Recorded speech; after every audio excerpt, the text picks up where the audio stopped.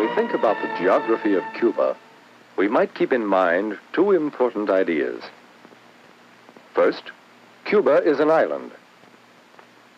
Second, Cuba has a tropical climate. Let's learn more about this island and its people. Here are some of the people of rural Cuba. There are many different types of Cuban people, including those descended from the original Spanish settlers, those descended from Negro slaves brought to the island, and some descended from various European and West Indies peoples.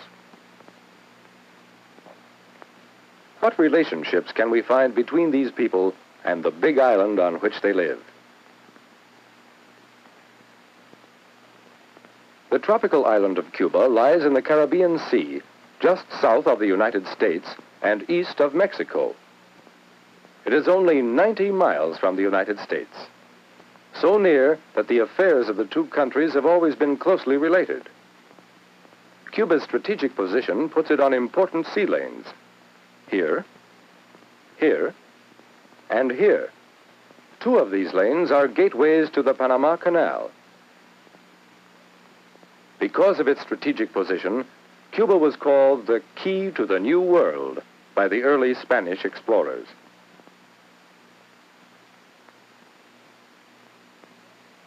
The Spaniards settled Cuba and built many cities, including Havana, still called by the Spanish name La Habana, and Santiago. In Santiago, we can see today something of Spanish history in the old buildings and streets. We find evidence of the Spanish conquest in the great fortifications in Santiago Harbor. Here, too, are scenes of the Cuban struggle for independence from Spain, a struggle in which the United States took part. In Santiago Channel, a Spanish fleet was defeated by the United States in 1898. On San Juan Hill, American and Cuban troops won another victory. On the hill today, this memorial represents the combined Cuban and American fight for the island's independence from Spain.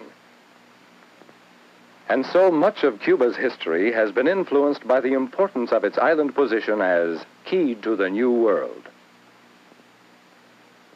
One way to see more of Cuba and its people is to go along the Central Highway.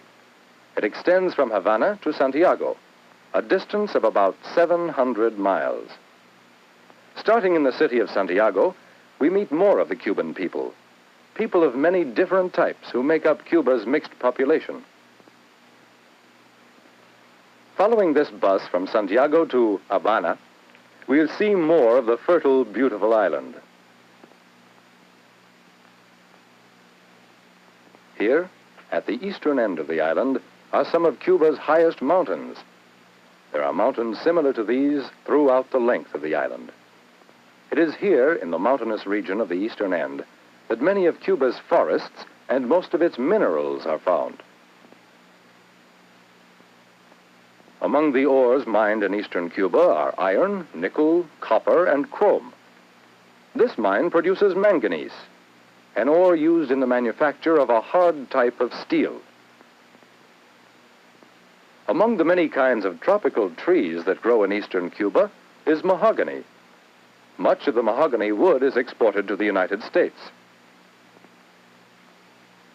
Moving westward along the island, we see green fields on both sides of the highway. Here in the central portion of Cuba are some of its most productive regions.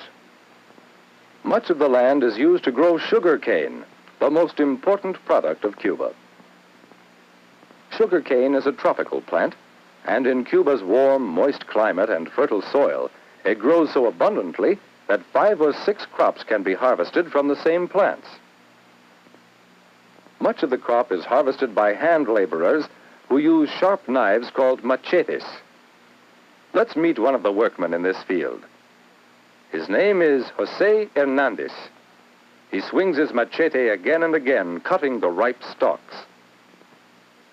After cutting the stalks, Jose gathers them up and helps load them into a truck.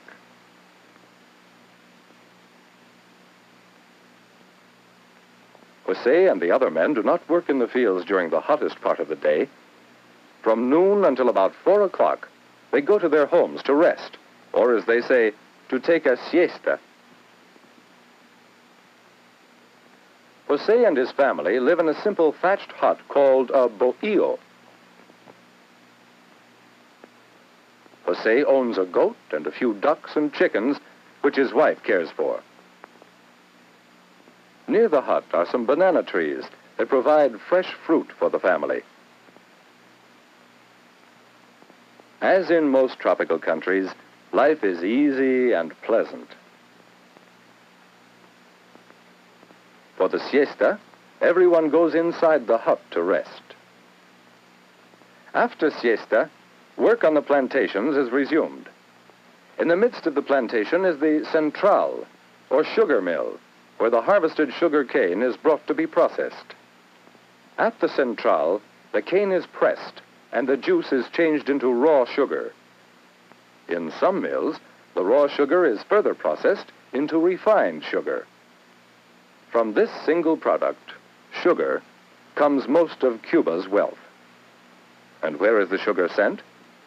Most of it goes to Cuba's close neighbor, the United States.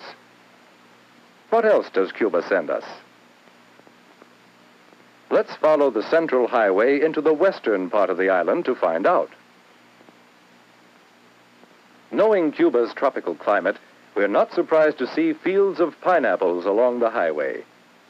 Like sugarcane, pineapples thrive in Cuba's fertile soil and year-round warm weather. Much of this tropical fruit is sent to the United States. Another crop which brings wealth to Cuba is tobacco. Certain varieties of tobacco are grown under cloth for protection from the hot sun. Cuban laborers handle the crop through all stages: the growing of the plants, the harvesting of the tobacco leaves, and the final making of cigars.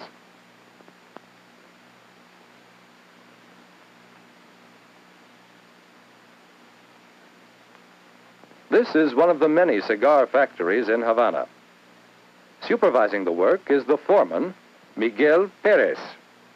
Senor Perez is one of many men who earn their living in the tobacco industry. Let's follow Miguel Perez as he leaves the factory to go to his home in Havana. He dodges the traffic of the evening rush hour and runs to catch his bus for home. The bus passes the Prado, Havana's famous boulevard. Nearby is the University of Havana. Among the students is Pedro Perez, Miguel's son.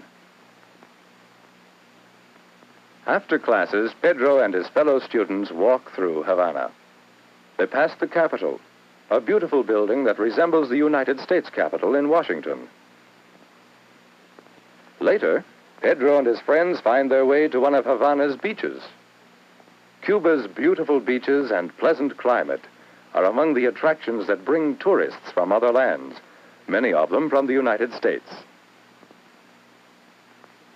The Cubans, too, appreciate the beauties of their own land. Sometimes for recreation, Miguel takes his family for a drive through Havana.